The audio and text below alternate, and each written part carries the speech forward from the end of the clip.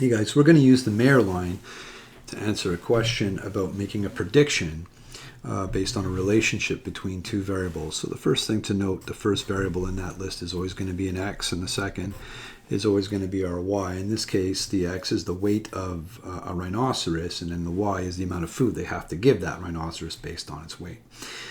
So the Paint Corps Zoo feeds its rhinos daily, and the chart below shows the weight of 8 rhinos and the amount of food they are given. And they want to know how much food would a rhino weighing 1,800 kilos. So if the rhino weighed 1,800 kilograms, how much food would they have to give him? And so they want to say, hey, if you know this x, what's this y? Well, because this is a correlation, we can't really say for sure exactly what that y would be for a given x, and we don't have it in the table to read it.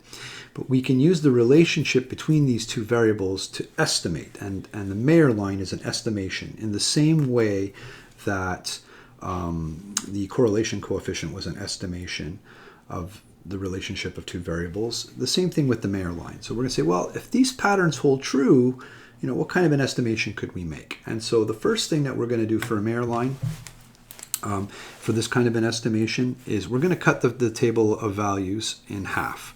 1, 2, 3, 4, 5, 6, 7, 8 rhinos. So 1, 2, 3, 4.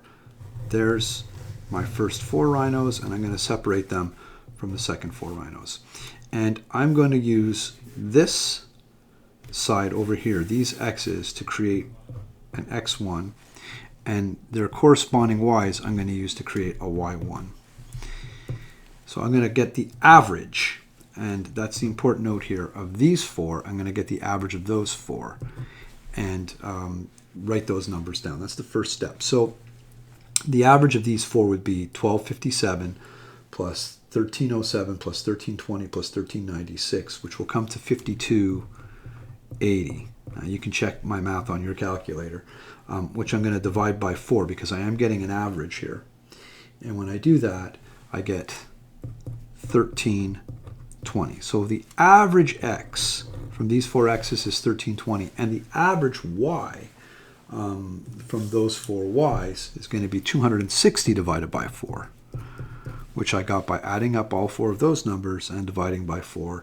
And when I did that, I got 65. So what we've done here is we've created an average x and an average y from the first 4. And I'm going to go ahead and just jot that down right over here underneath my question. And I'm going to call that P1. And that's going to be 1320, comma, 65. So keep in mind P1 and P2 in a minute, and you'll see why I'm doing this.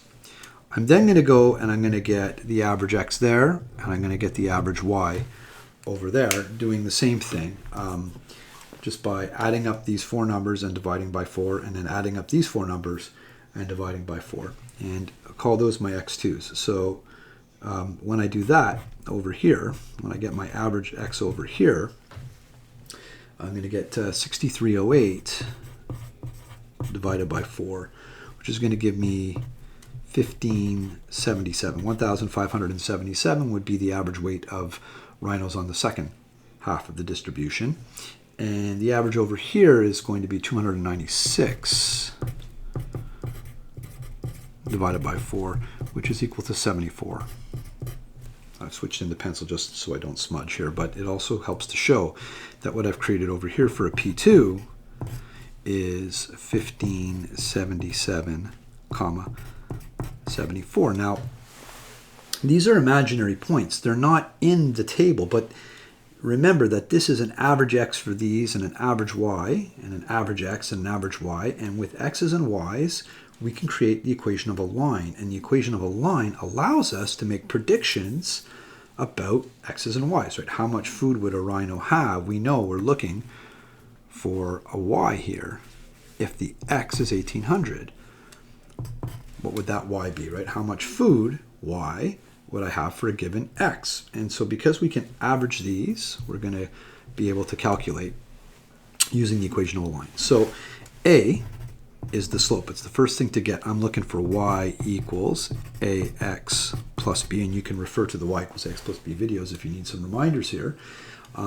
but basically I'm going to go y2 minus y1 over x2 minus x1. So y minus y over x minus x, 74 minus 65 over 1577 minus 1320. Now when I do that, I'm not going to get a perfectly clean number. You'll see that's going to come to 9 over 257,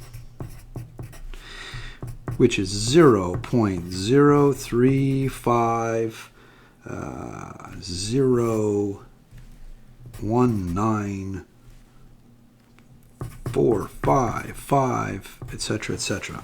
You can see that on the calculator right here. 9 divided by 257 gives me that big long crazy number there. Now you could keep the whole decimal, nothing wrong with that, but if you take a look, I mean, we've got 0.35, those are all significant numbers, and then another 0, and then a 1. So we're like into the 5th or 6th decimal place here before we start having to deal with big numbers. So in an exam, if you get a crazy long string of decimals, number one, don't freak out. It could be just fine. And number two, you can cut it off at one point. When you hit a 0 deep into that decimal, that's not a bad place to cut off the decimal. Again, not wrong at all if you want to keep the whole thing. It's just going to make the calculations a little more tedious, but nothing wrong with that. I'm going to stop right there. I've kept the big numbers and stopped after a 0, 4, or 5 places in. So there's my A, 0.035. In the equation of a line, we also need, of course, a B.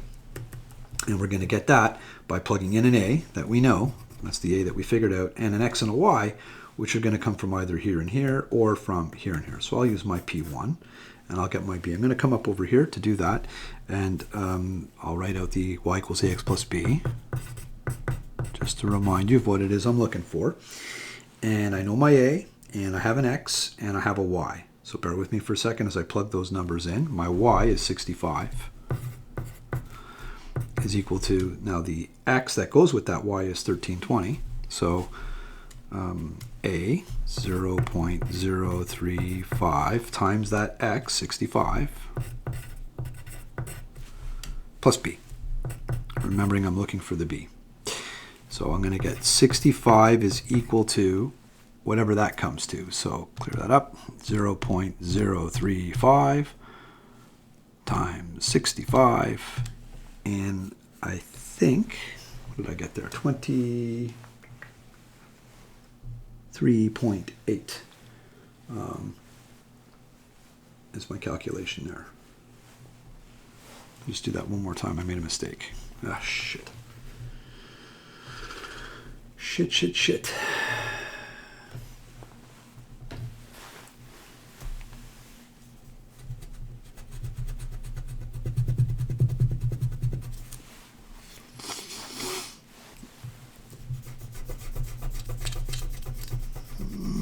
Where am I at here?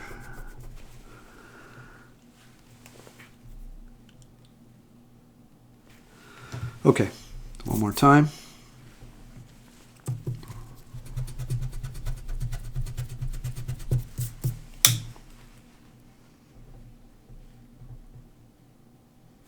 X. 1320 plus B. So your y is a 65 and the x is 1320. Y is 65, the x is 1320. You could use these two, or you could use these two. You cannot use any of these. We have to use the points that we generated to create the equation of that line. That's going to be the average down the middle if you think of it.